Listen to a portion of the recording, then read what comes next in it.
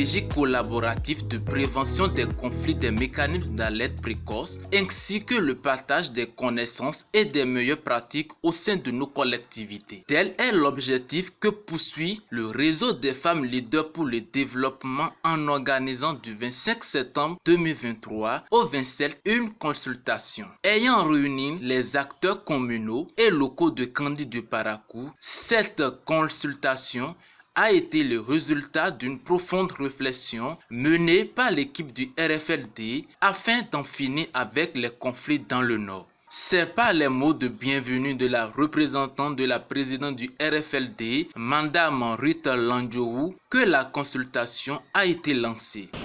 Chers élus, monsieur, madame, les membres des conseils communaux de Parakou et Kandi, mesdames et messieurs les maires de nos belles communes, madame, messieurs, les chefs de quartier, c'est avec un immense plaisir et une grande fierté que je vous accueille aujourd'hui à cette cérémonie d'ouverture marquant le début d'une consultation de 3 jours d'une importance cruciale pour nos collectivités.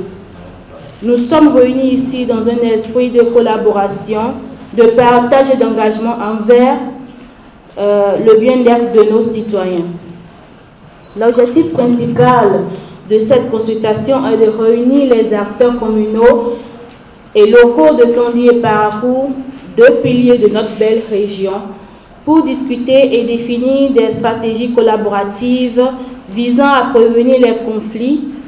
Nous cherchons également à mettre en place des mécanismes d'alerte précoce efficaces tout en favorisant le partage des connaissances et des meilleures pratiques au sein de nos collectivités. Je vous remercie pour votre engagement envers nos collectivités, pour votre volonté de faire une réelle différence dans la vie de nos citoyens.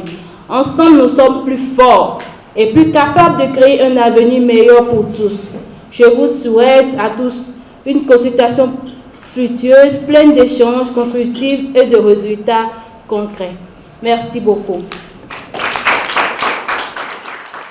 Après ces allocutions, la conseillère municipale de Parakou, Madame Memouna Babouni Yakoubou Sinembu, a lancé les activités. La présente séance organisée ici à Sirokora 3 ce lundi 25 septembre 2023 se situe dans le cadre des activités de la paix et sécurité de dit réseau. Ce n'est pas n'importe quelle formation. La gestion des conflits, quand on sait le faire, c'est pour toute une vie.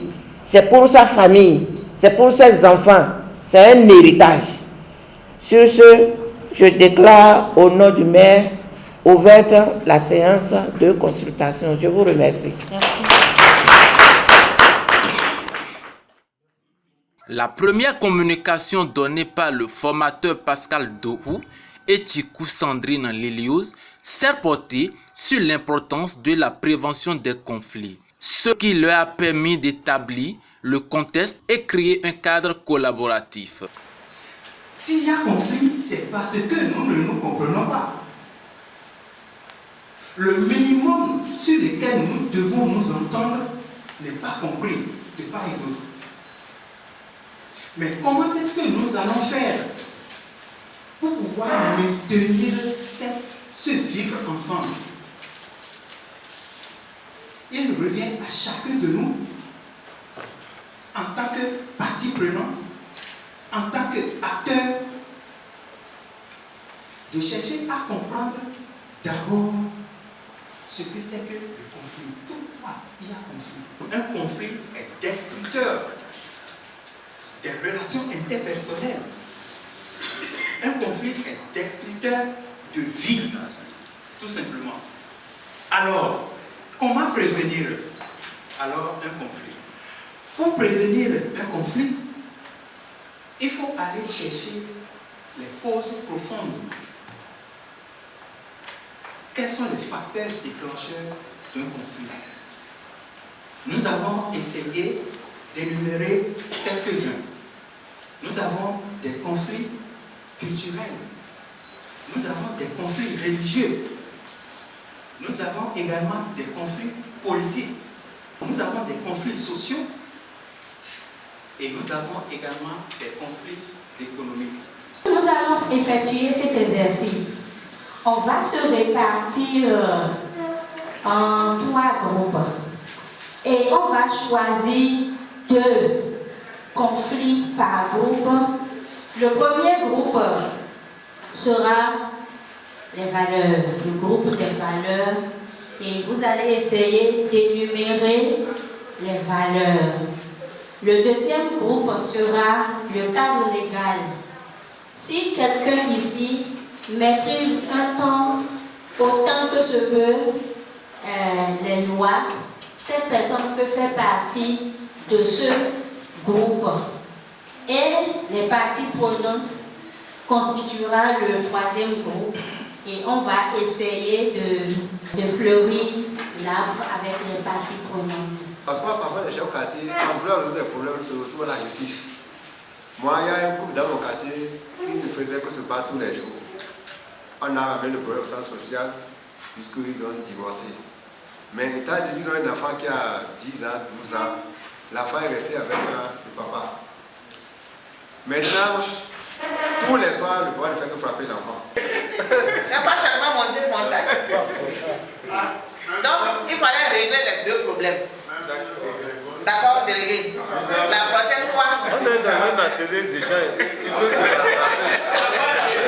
Quant au deuxième jour et troisième, les formateurs ont respectivement développé avec les participants des stratégies collaboratives de prévention des conflits et des mécanismes d'alerte précoce. Également la mise en place des comités de médiation et d'alerte précoce. Et dans certains villages ou certains quartiers, il y a des comités informels qui sont créés comme ça, où les responsables du village se voient discuter de la vie du village. Et déjà, quand il y a ces instances d'échange, je crois qu'il serait difficile que les gens ne soient pas informés, même s'il y a un petit problème dans un foyer. Plus les responsables de cette communauté se connaissent, plus il leur serait facile de pouvoir régler les problèmes d'où qu'ils viennent. S'engager pour la paix et la stabilité dans le nord du Bénin. On peut créer des initiatives, puisque ce sont les perspectives d'avenir. En tant qu'élu communal, municipal, local, on peut créer des initiatives dans notre village, mais dans notre quartier. On peut réunir les jeunes femmes, les sensibiliser sur les thématiques données. Et tout ça là participe à la promotion de la paix. Plus il y a la paix dans votre localité, plus vous-même vous êtes en paix. Les participants ont également été confrontés à des travaux pratiques, histoire d'élaborer eux-mêmes des stratégies de prévention des conflits adaptées à chaque collectivité et d'un plan d'action pour la rédaction, la révision et la division du manuel. Encore 1 minute. 1